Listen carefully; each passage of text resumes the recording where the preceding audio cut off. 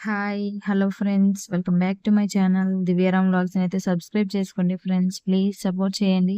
మీరందరూ ఇలానే సపోర్ట్ చేస్తారని నేనైతే అనుకుంటున్నాను. ఇప్పుడైతే నా స్టైల్‌లో మెత్తని పకోడీ ఎలా చేయాలో చూపిస్తాను చూడండి. పిల్లలు స్నాక్స్ టైమ్ అయితే ఇలా చేసి పెడితే చాలా ఇష్టంగా తింటారు. స్కూల్ నుంచి వచ్చాక ఇలా పెడితే మా పిల్లలకి ఆ రోజు చేశాను. ఇష్టంగా తిన్నారు. బావుంది అనేసి ఇంక పెడుతున్నాను. దీనికి కావాల్సిన ఇంగ్రీడియెంట్స్ చూడండి. సాల్టు, కొత్తిమీర, కరివేపాకు, అల్లం వెల్లుల్లి పేస్టు, ఆనియన్స్ చిన్న స్లైసెస్‌గా కట్ చేసుకున్న పచ్చిమిర్చి, అల్లము, పసుపు, శనగపిండి, ఇంకా జీలకర్ర, బేకింగ్ సోడా కూడా కొంచెం తీసుకోవాలి. ఒక గిన్నెలో అయితే ఆనియన్స్, పచ్చిమిర్చి, అల్లాన్ని వేసుకుంటున్నాను. తర్వాత కొంచెం 1 స్పూన్ అయితే అల్లం వెల్లుల్లి పేస్ట్ కూడా యాడ్ చేసుకుంటున్నాను. తర్వాత సాల్ట్ యాడ్ చేసుకోవాలి. సాల్ట్ 1 స్పూన్ అయితే వేసుకున్నాను. తర్వాత కొత్తిమీర, కరివేపాకు అయితే యాడ్ చేసుకుంటున్నాను. ఇలా 2 వేసుకున్న తర్వాత కొంచెం జీలకర్ర, పిండికి తగ్గట్టుగా పసుపు కూడా వేసుకుంటున్నాను కొంచెం. ఎక్కువ వేసుకోకూడదు. అర స్పూన్ అయితే సరిపోతుంది. బాగా మిక్స్ చేసుకోవాలి. మసాలాలంతా ఆనియన్స్‌కి బాగా పట్టేటట్టు. ఆనియన్స్ కూడాని స్లైసెస్‌గా అవుతాయి. ఇంకా వాటర్ కూడా పైనుంచి వస్తుంది.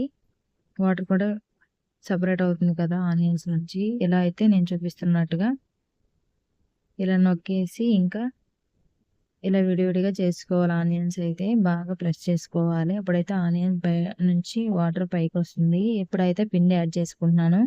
ఆ పిండి కూడాని ఆనియన్స్ నుంచి వచ్చే వాటర్ వల్లనే కలిసిపోవాలి. ఇప్పుడు బేకింగ్ సోడా కూడా యాడ్ చేసుకోవాలి. ఇప్పుడు బాగా మిక్స్ చేసుకోవాలి. సగం అయితే ఆనియన్ నుంచి వచ్చిన వాటర్ వల్లనే ముద్దగా అవుతుంది. ఇప్పుడైతే వేడి నూనె అయితే వేసుకోవాలి. ఒక 3 స్పూన్స్ క్రిస్పీగా ఉంటుంది పైన అయితే. యాడ్ చేసుకున్న తర్వాత ఒక స్పూన్‌తో గానీ చేయితో ఇలా ఇలా అనుకొని కొంచెం చల్లారాక మొత్తం బాగా మిక్స్ చేసుకోవాలి.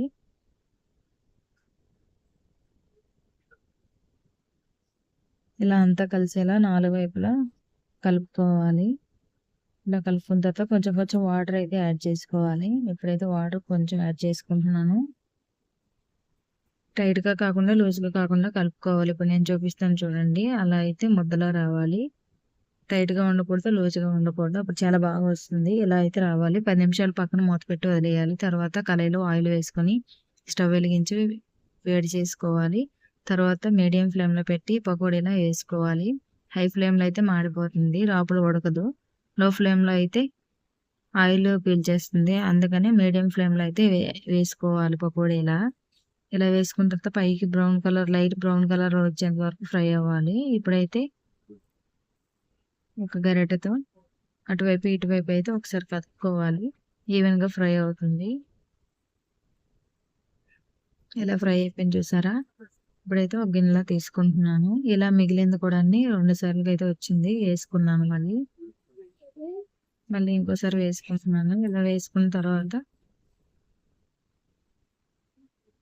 ఒకసారి మళ్ళీ ఫ్రై చేసుకొని తీసేయడమేనండి. ఎంతో టేస్టీ అయిన మెత్తని పకోడీ అయితే తయారైపోతుంది. మీరు తప్పకుండా ట్రై చేయాలి. ఎలా ఉందని కామెంట్ చేయండి ఫ్రెండ్స్. ప్లీజ్ సపోర్ట్ చేయండి. చూస్తున్నారు గానీ లైక్ చేయట్లేదు ఫ్రెండ్స్. లైక్ అయినా చేయండి. ప్లీజ్ లైక్ చేయండి. సబ్స్క్రైబ్ చేయండి ఫ్రెండ్స్.